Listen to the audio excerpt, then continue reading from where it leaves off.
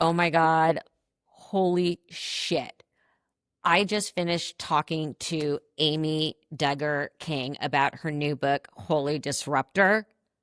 I learned so much more about what went on in the Duggar family. I mean, come on, we were all fascinated by 19 kids and counting. I mean, when this whole thing with Josh, the cousin, the scandal, the sex scandal, I mean, I couldn't get enough of it.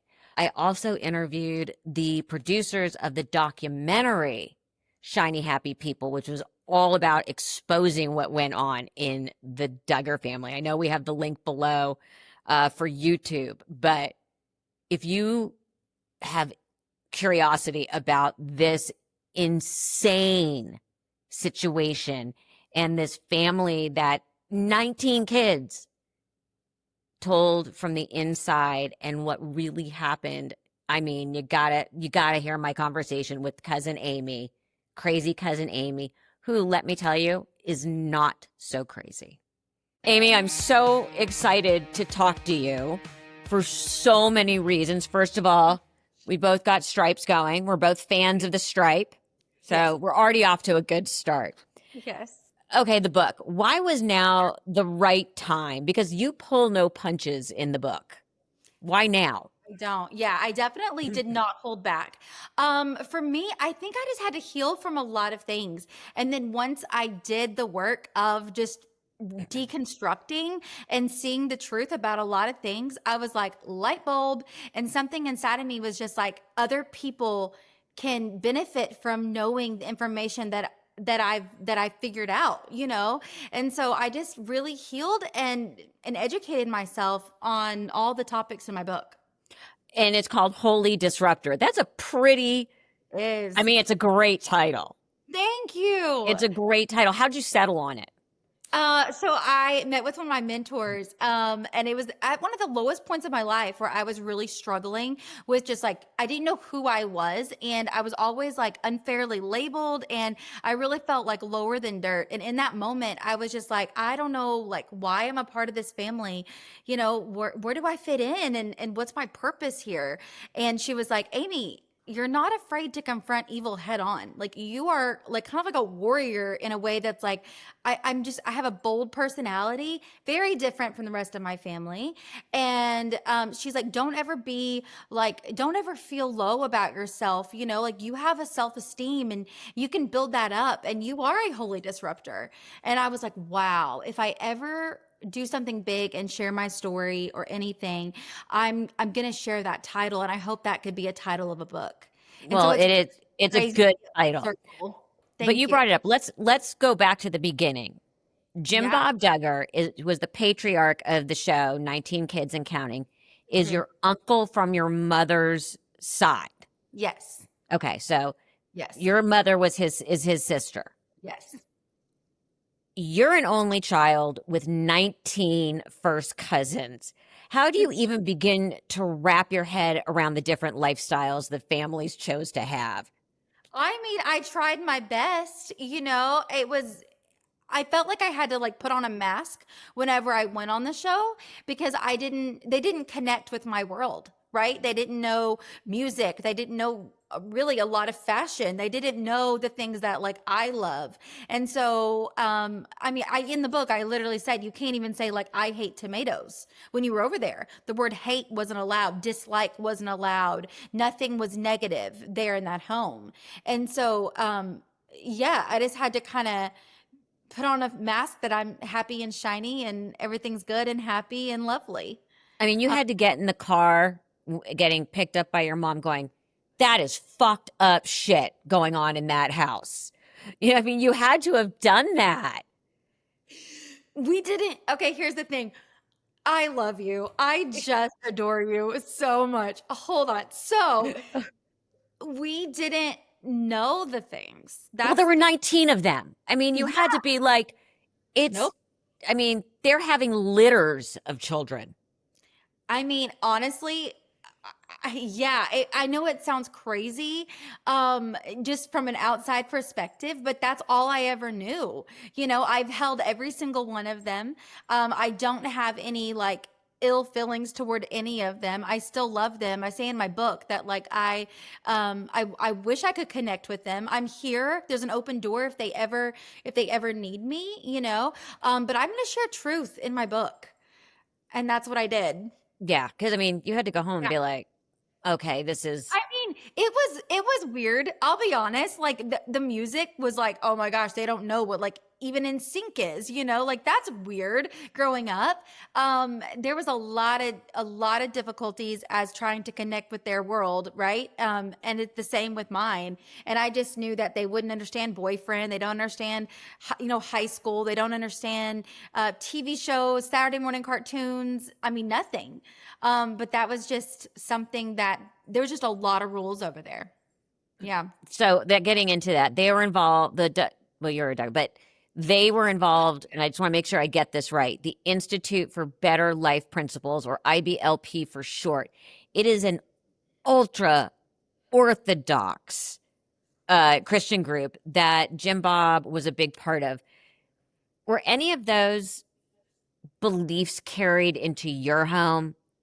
Again, you're thinking of siblings as such vastly different people, yet they were raised in the same household. I mean, where was this disconnect of the two of siblings and Yeah. beliefs? So I think it happened after Uncle Jim Bob grew up and found, had his wife and had his own little family.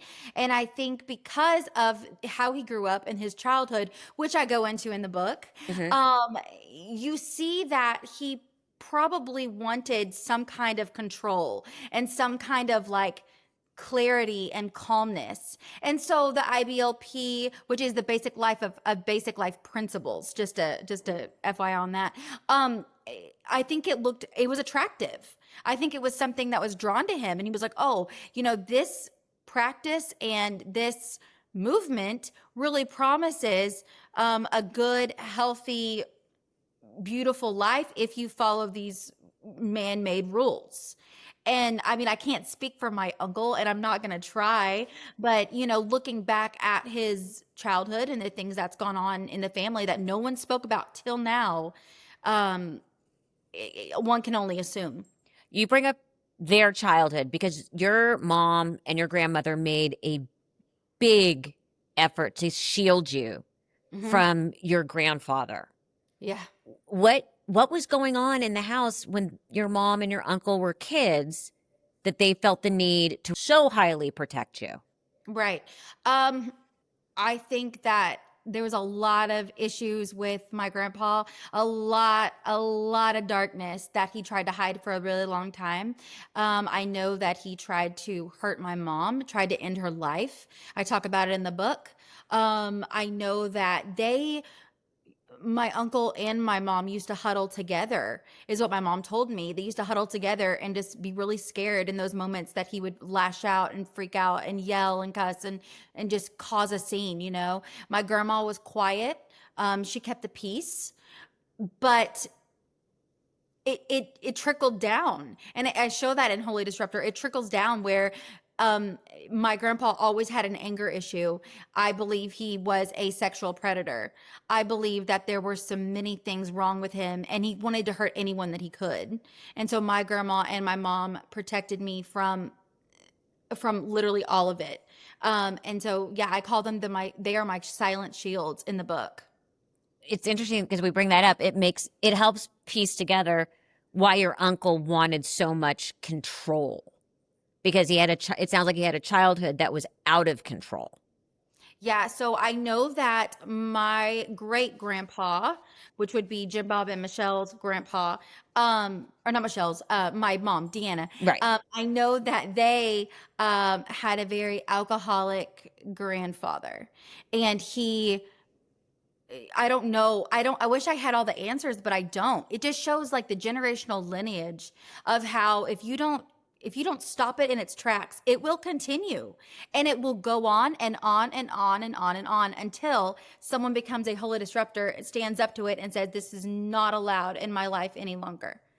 It's And so that's what I've had to it, do. it takes a lot of courage because the Thank you. kind of abuse you're talking about and the alcoholism really has tentacles in so many generations.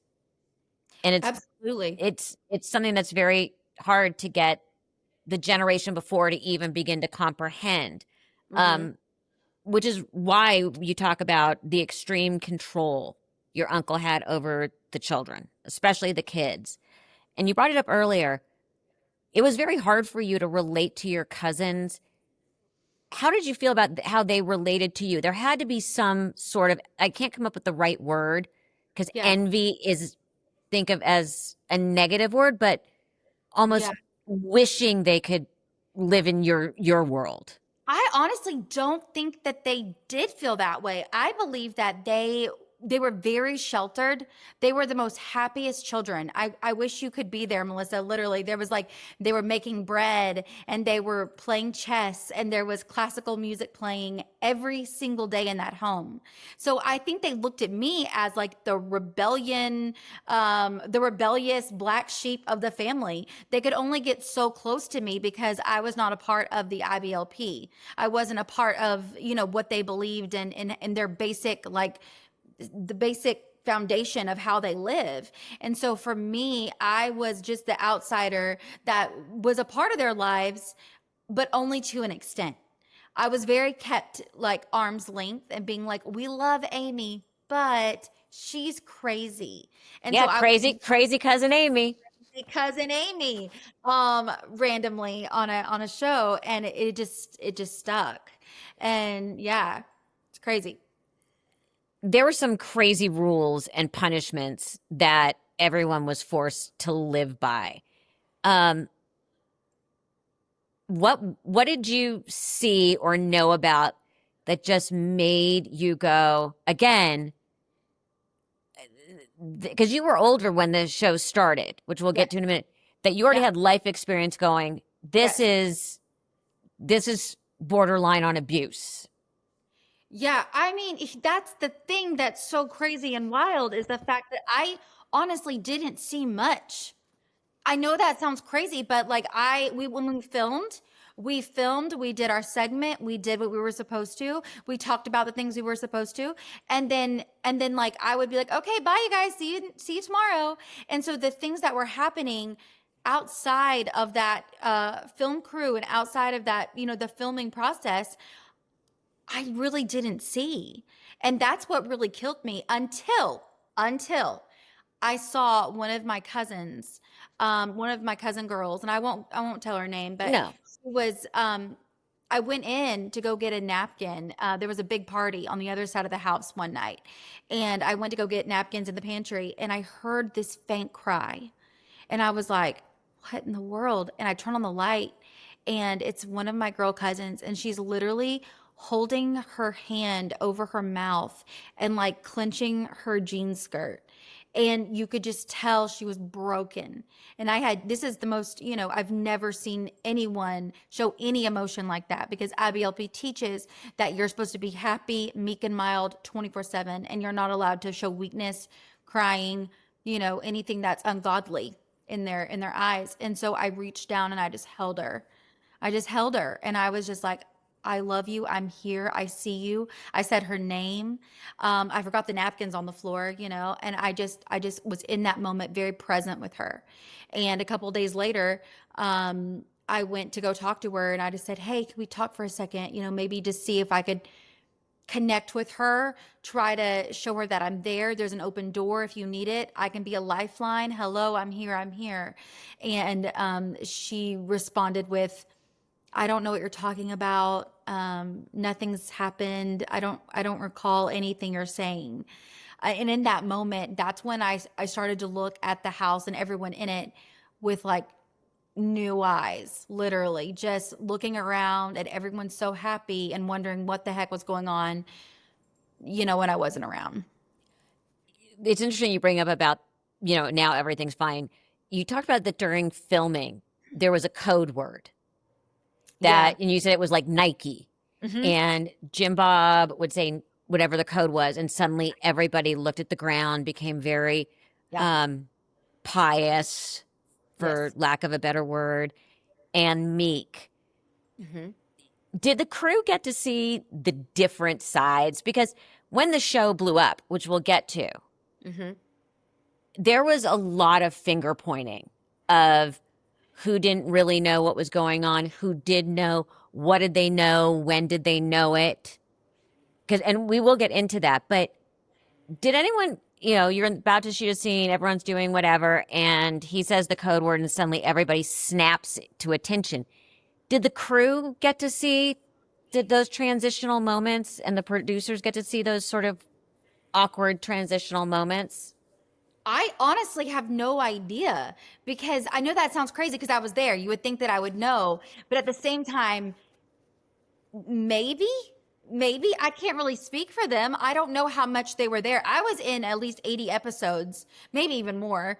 So I wasn't always there. That show went on for years and years and years. Was it 10 years or something? A long time. Yeah, it was a very long time. And so for me, I don't, it's one of those things where the rules were instilled. It's how it was. And like, we knew Nike was like a safe word. So when they heard the word Nike, it was instant obedience. And you looked down until you were given the clear to look up. And they did that to protect the little boy's eyes, from eye traps is what it's called. What are eye traps? Anything that is below the collarbone, your shoulders, anything above your knees is all eye traps, and it can lead to sexual temptation. That's wow. That's It's a lot. It was a lot. Yeah. That's a lot. Yeah. Okay, so you got labeled as crazy cousin Amy because you lived in the real world. Yes. But let's be honest, when reality TV started, it was already big when 19 Kids and Counting started. First of all, were you a fan of the genre? Which shows did you watch? And it's hard for me to get my mind around that they lived this very closed life, yet knew what reality television was. Yeah. For me, there's a bit of a disconnect there. Yeah. That they knew about marketing and, Listen, I'm going to be honest with you. I think my uncle is a brilliant man. I think he knows marketing. He knows what's going to sell. He also is a businessman. I also think that they were very, very sheltered. Let me tell you, their show was the only show they were allowed to watch. And they would come to our house to watch it because they didn't even have a TV to watch it at home. So when it was pitched to them, someone had to know what reality TV was when TLC came to them and said, "Hey, we want to do a show." Well, who knew for people who didn't have a TV? Yeah. I'm thinking Jim Bob knew what the genre was. I'm sure he did. I'm sure he kept up with the things like that. I'm not sure. But I will tell you that it started out as a documentary about the family. And then it got, wide-eyed attention, and the popularity continued. And that's when TLC contacted them. How did you get involved? First of all, did you watch reality TV? I loved reality TV. I was Kardashian fan, Bachelor. Oh my word. I'm wondering what's going to happen with Bachelorette these days and in the whole franchise. But I used to watch it way back in the day and I loved it so much.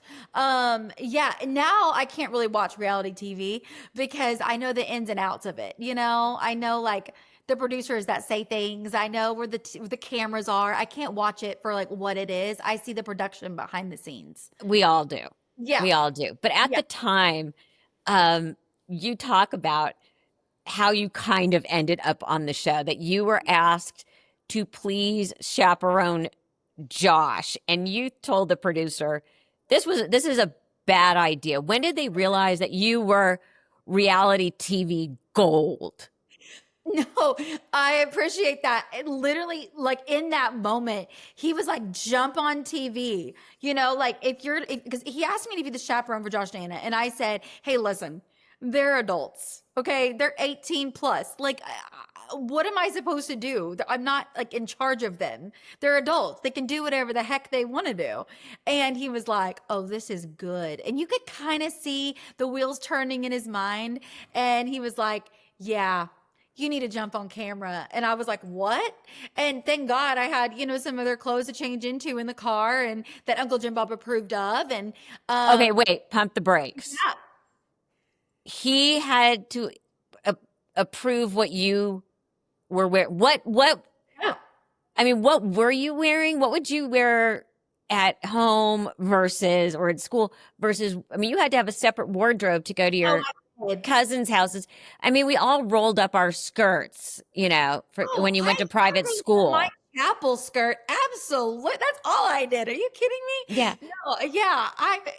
Listen, it was a totally different world. It really was. but This would be approved. This would totally be approved there. But yeah, I did. I wore like a lot of like off the shoulder stuff, distressed jeans, holy jeans, all the things. the normal things. Tight t-shirts. The Abercrombie 2005 t-shirts, I had like every single one of them. Oh, the baby tees. The baby tees. The low rise skinny jeans that cannot come back in style. I cannot. They cannot come back. And Like, they're trying to. I know we have to put a stop to it.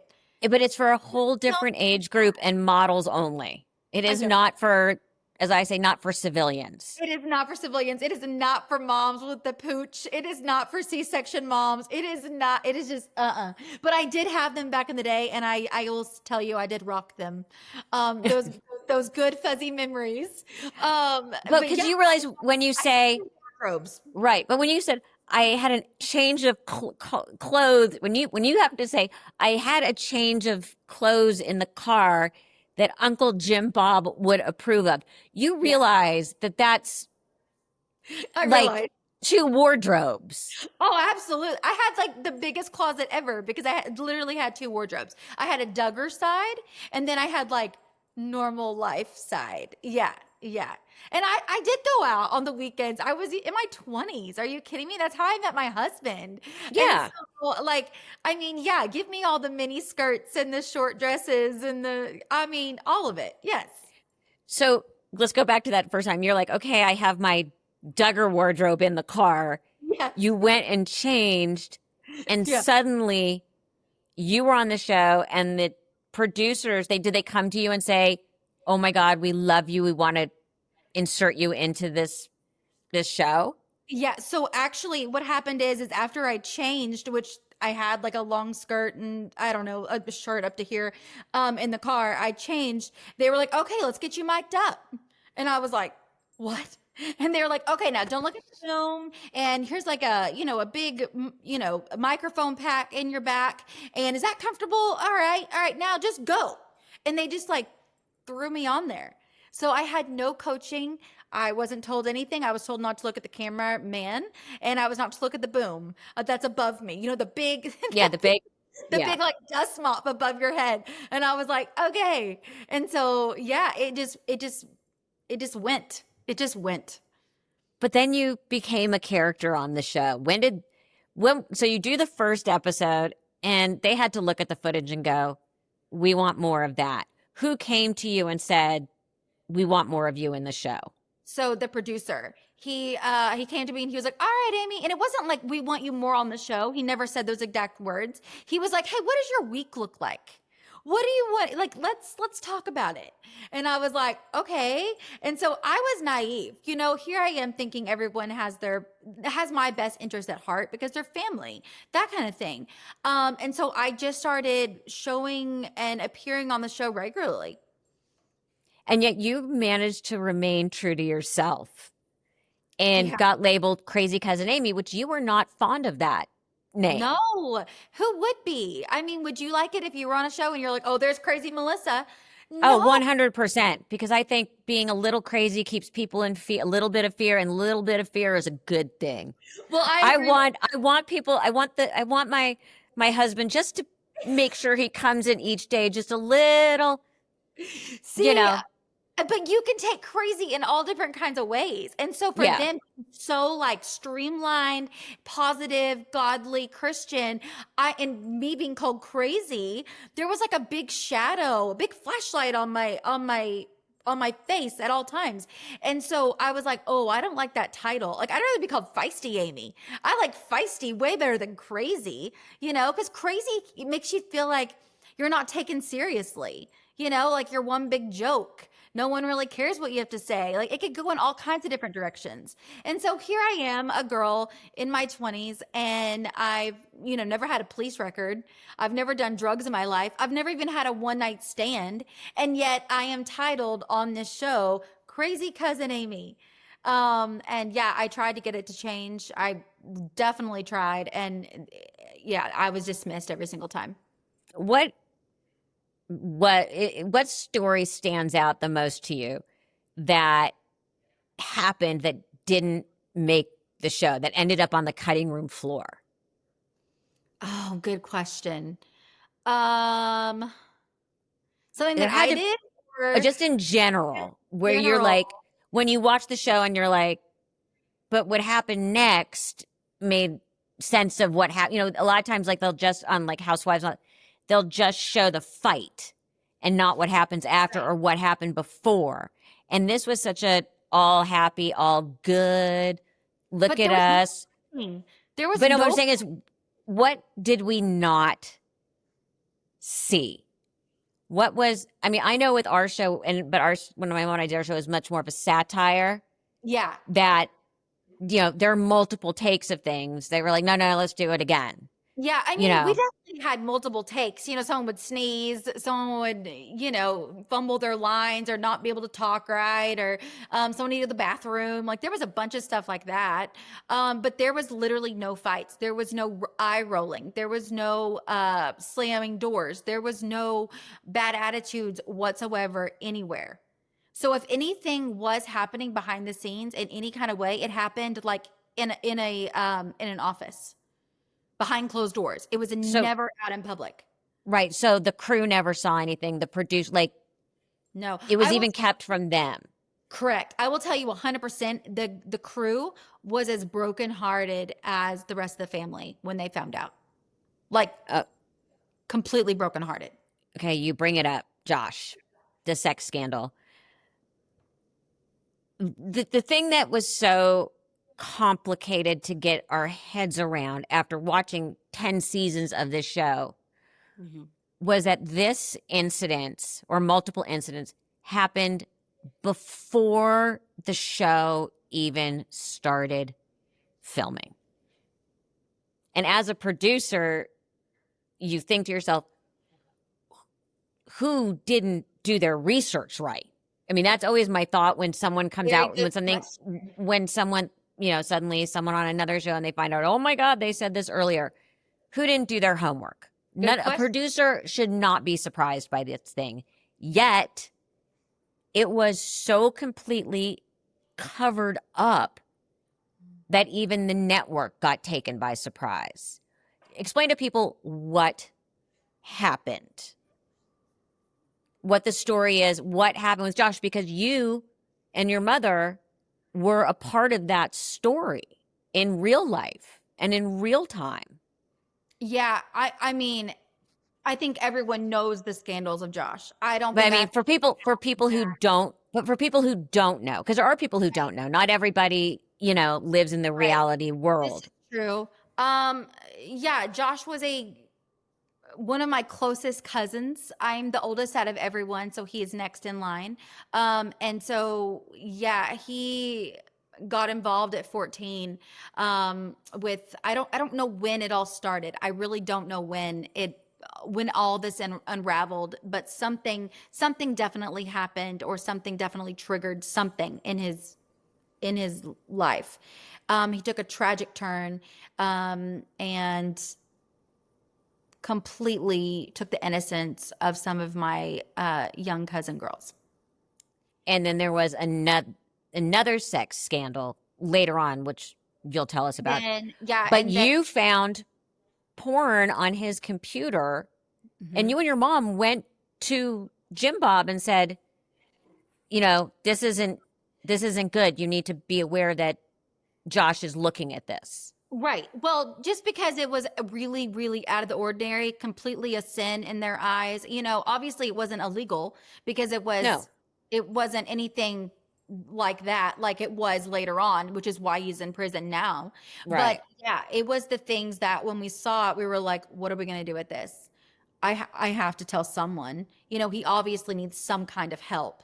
There's a sexual education about IBLP that is never told to the kids. That they literally don't know the word abuse. The word abuse is not even used in the IBLP. So all the kids that are a part of these families, they don't know what is right, what is good, what is healthy, what is not, what is abuse, what is a crime.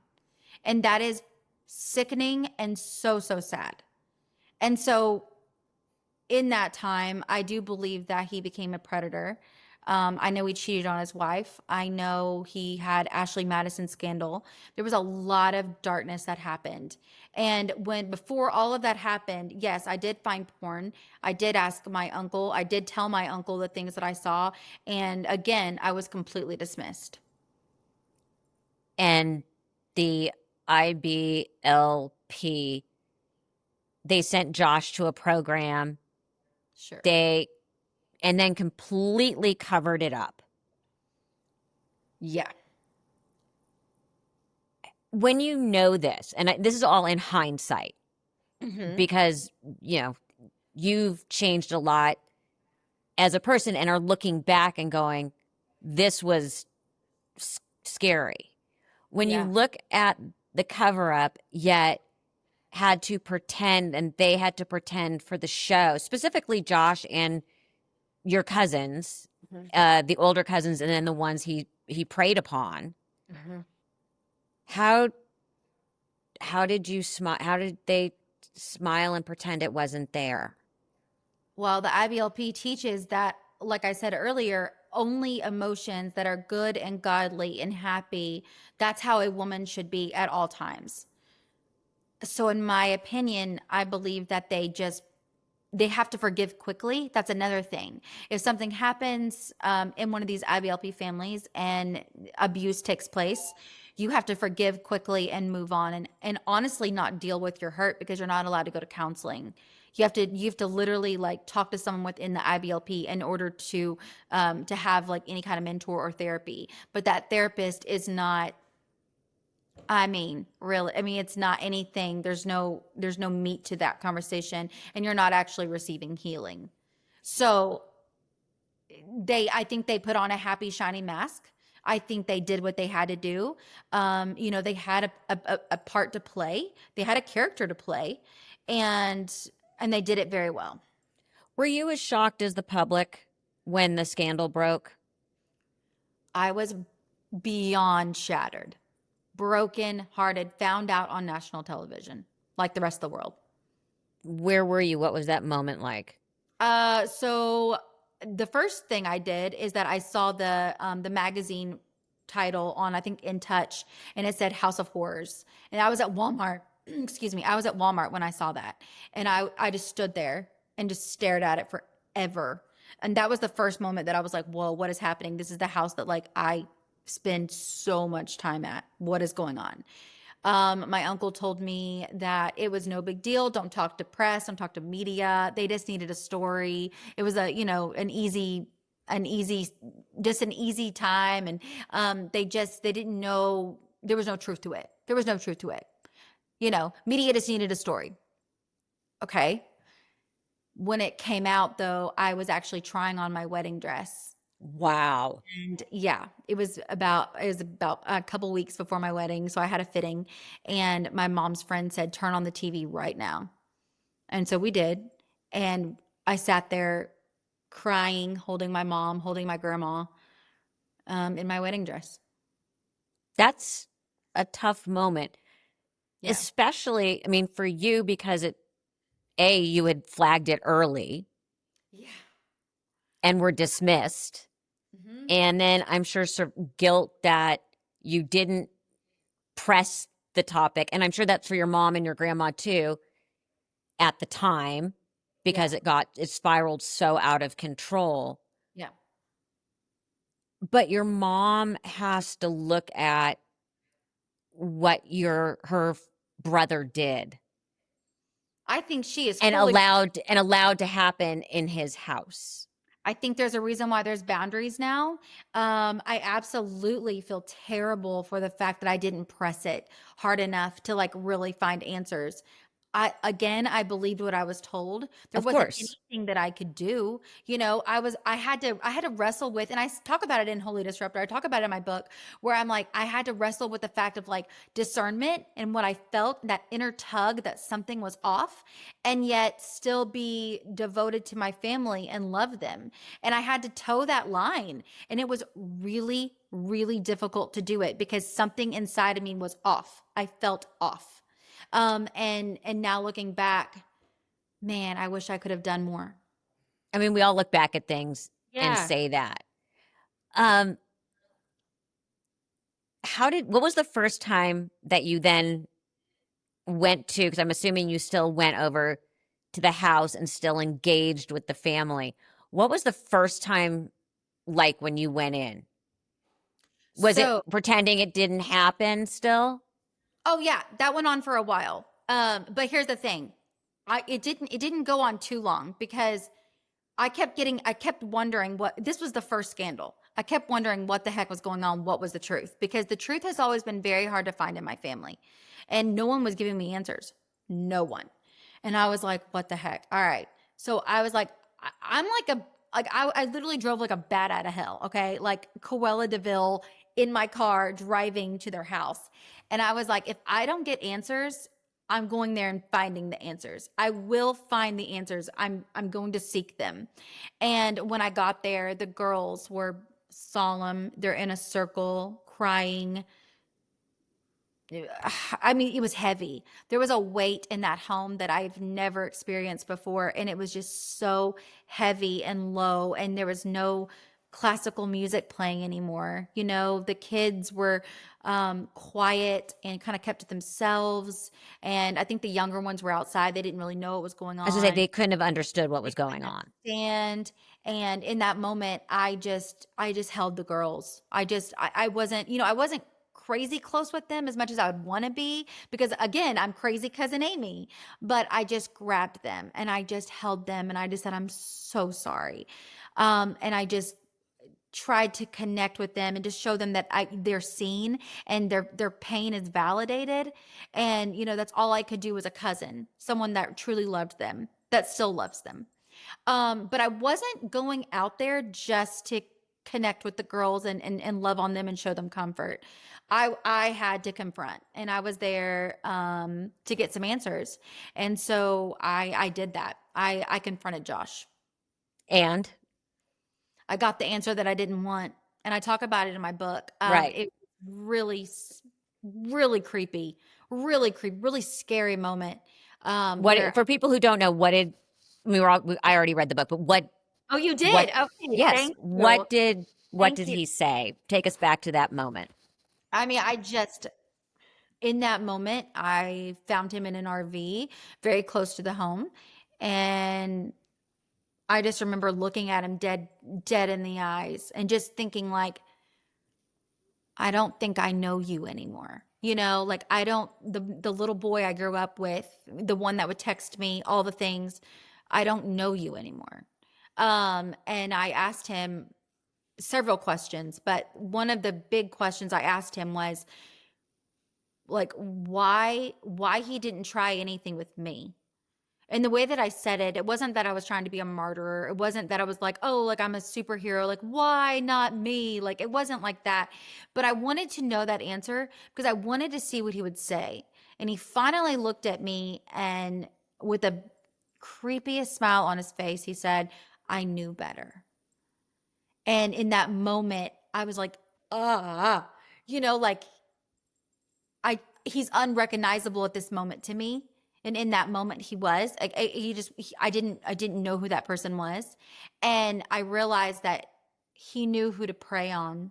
He knew who was going to be quiet and silent and who wasn't going to speak up, and how he could continue to hurt over and over and over and over and over. And he knew that I was going to be a force to be reckoned with.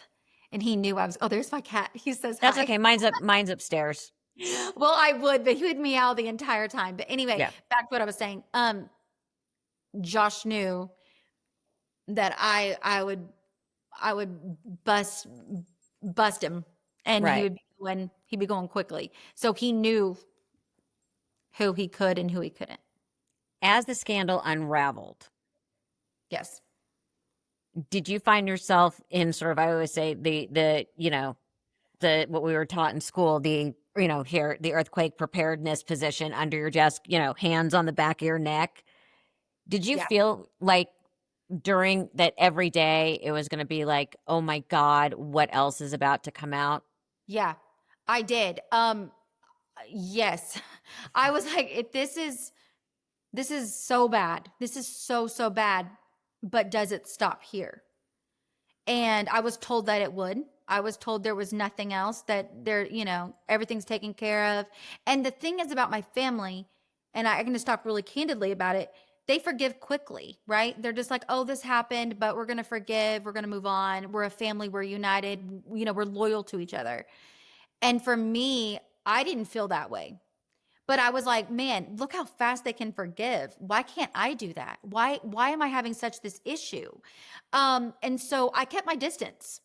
I definitely kept my distance. I left that house that day that I confronted Josh, and I felt like an empowerment came over me. And I was like, I will no longer put up with lies any longer. And I will protect myself and my peace. And that's what I did.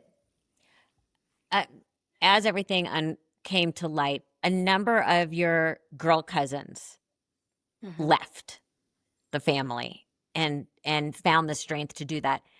Were you a part of that? Did they reach out to you during that period? So I am very close with Jill. And so yeah, Jill and I talked several times, and we had some really good heart to heart conversations. There was a couple other ones that I just connected to and just said, I love you. If you need anything, I'm here. But I think they needed to deconstruct on their own. They had a lot of healing to do. I still believe that they probably still do. You're happily married. I am. You have a kid, a I son. do. I do. I have a 6-year-old. How we all take things from our childhood with us. Sure. And like, I know with my son, I was like, I want to make sure I do this and I want to make sure I don't do that. Mhm. Yours have to be pretty extreme. Where do you find yourself in sort of your parenting? I hate the word techniques. No, I love it though. Good question. Winston, I'm so sorry. It's Hey, hey, okay. hey. Come here, come here. Hold on. So yeah, I love this question. I've been asked this a lot because it's so night and day. So yeah, growing up, I was yelled at a lot. I was spanked. I was hit by things. Um it was very, very scary. I grew Yeah, up very. your childhood was no picnic. It was not a picnic. No, it was I felt very insecure. I could never ask questions. It just had to be like, you do it now and you've got 3 seconds to do it, or else something's going to be broken, basically. And so I can literally tell you, I glow when I talk about my son, but I can literally tell you that we do gentle parenting here. He's never been hit. He's never been like extremely yelled at. He doesn't even know what that would be. He lives in like this beautiful atmosphere and environment that just welcomes questions. So even when I say like go clean your room, like we've got company coming over, he's allowed to ask why. I'm allowing him to ask those questions because I want to connect with them. So when he says like why mom, I'm not like that's disrespect. Stop it right now. I would never do that. Instead, I'm like, hey, because we've got people coming over. Your room is a mess. Like, it would just be really nice if you did that. You have a choice. You don't have to obey. That's up to you. That's up to you. You don't have to obey, but there's going to be consequences. I'm going to take a toy away. We're not going to do something fun, that kind of thing. But if you obey, here's what's going to happen. And I give him a choice because I think that's what really is missing in a lot of parenting techniques. Yeah, wait till he's a teenager and he goes, "Ugh, I'm why? excited. Trust Yeah, me, you will have a different will. reaction I am when he sure. go, I'm sure I will. yeah, I'm when sure you I get will. the, "Ugh, why? They're not And going to come listen, in my, he's the already guests aren't going to come in my room. What does it matter? Oh yeah. so Trust me, he's your already reaction will be like, go fucking clean your don't room. do it. Yeah. Yeah. So he's already learned how to roll his eyes. Oh, they And learn that in preschool. I'm like, listen here, buddy boo. Like, we're not going to be doing that. And so, yeah, no, there's definitely things that, like, I think you can be gentle parenting, but you can still be like a guide, Yeah, and you can do it in a loving way. And so, for me, I want to give him that picnic of a childhood that I really never received. right. And I totally get that. We You know, live I at was just, Chuck E. Cheese. yeah, Okay.